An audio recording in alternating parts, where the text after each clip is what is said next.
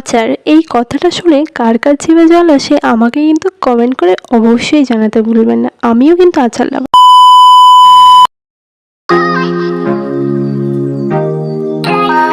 Hello everyone, welcome back to my channel. This is Sharmin. চলে আসলাম নতুন একটা রেসিপি ভিডিও নিয়ে। হ্যাঁ, অবশ্যই আমের আচারের রেসিপি। তো এখানে আমি 1.5 কেজি মতো আম নিয়েছি। আমগুলোকে কেটে ভালো করে ধুয়ে নিলাম। আমগুলো যেহেতু আটি হয়ে গেছে, তো কাটতে আমার প্রচুর কষ্ট হয়েছে, মানে অনেকটা কষ্ট করে যুদ্ধ করেই আমগুলোকে কাটলাম। কেটে এখন নুন হলুদ মাখিয়ে একটু রোদে শুকাতে দিলাম।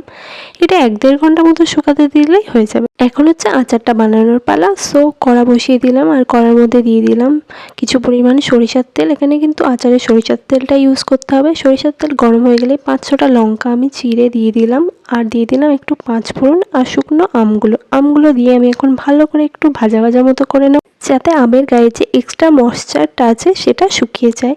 এরকমভাবে ভাজা ভাজা করে নিলে, সো এখানে আমি একটু ভালোভাবে এরকম নেড়ে চেড়ে ভাজা ভাজা মতো করে নেবো। আর উপর থেকে দিয়ে দেবো একটু স্বাদ মতো লবণ আর একটু হলুদ গুঁড়ো। যেহেতু আমি লবণ আর হলুদ মাখিয়ে আমটা শুকাতে দিয়েছিলাম, তো সামান্য পরিমাণে এখানে আমি দিলাম, যেহেতু এখান থেকে অনেকটা জল বেরিয়ে। আর এটা বেশ কিছুক্ষণ ধরে আমি ভালো করে ভাজা ভাজা মতো করে নেব, যাতে একদমই জল না থাকে। আর উপর থেকে একটু কাশ্মীরি লঙ্কা দিয়ে দিলাম, এটা কালারের জন্য, অপশনাল। এটা চাইলে আপনারা দিতে পারেন আর স্কিপ করতেও পারেন।